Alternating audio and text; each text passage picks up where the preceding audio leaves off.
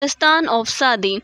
Sheikh Sadi was a great storyteller. He speaks to all nations and is perpetually modern, said Emerson. He thought of the Gulistan as one of the Bibles of the world, for the found in it the University of Moral Law. The Gulistan, translated in Latin and English, become love for the people. It is interesting to the note the English scholar used Sadi's translated parables in their divine book till it was discovered to an English translation of a Latin version of Persian origin. Edwin Arnold has aptly described Gulistan in culinary terms as an intellectual pilaf, a literary curry, a kebab of versatile genius. The reader are sure to enjoy the parables as food for thought. Once a king and Persian slave were sailing in the same boat.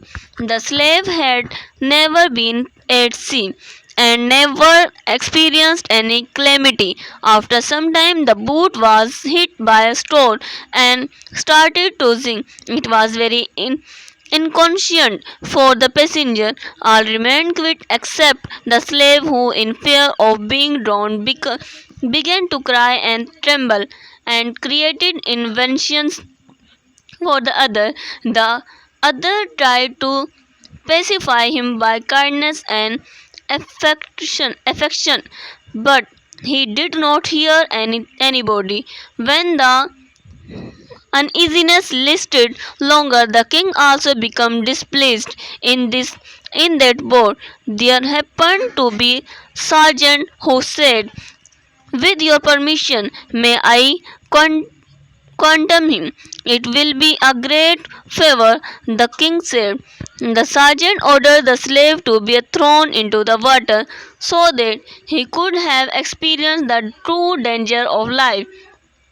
Two persons threw him in the sea, and when he was about to be drowned, they pulled him back to the boat and clung the steam with the both of his hands.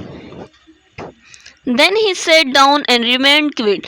This appears strange to the king, who could not comprehend the wisdom in the action taken by the sergeant, and he asked for it. The sergeant replied, before he had experienced the danger of being drowned, he knew not about the safety of the boat. A man does not realize the worth of safety from the misfortune until he has tasted it. It is related that while a deer was being roasted for a Nosherva, a king of Persian famous for his justice, no salt could be found. A boy was sent to a village to bring some salt. The boy brought it and presented it to the king, who asked whether he had paid for it. "No," said the boy. "Pay for the salt," said the king, lest it should become a custom and the village be ruined. Having been, what harm could rise from such a terrifying demand?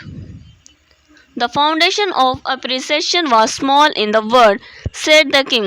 Whenever enlarge it so that it reached its present magnitude, it is a fault if the king eats one apple from the garden of subject. His slave will pull down the whole tree for 5 eggs, which the king allowed to be taken by force. The people belonging to his army will put 1,000 fowls on the spit. A tyrant does not remain in the world, but the curse on him abides for everyone. A king fell seriously ill, and hope of his recovery vanished. The more the disease was cured, the more it became painful. At last, the physical agreed that this disease could not be cured except by means of bile of a person induced with certain qualities. Orders were issued to search for an individual of this kind. A son of a farmer was discovered to possess the qualities mentioned by the doctor. The king summoned the father and mother of the boy, whose consent he got by giving them a huge amount of wealth. The Qazi issued a decree to shed the blood of a person for the health of the king. The boy was brought to the altar and was directed to the slaughter the boy. When all was ready, the boy looked toward the sky and smiled. Why do you laugh in such a position? The king asked.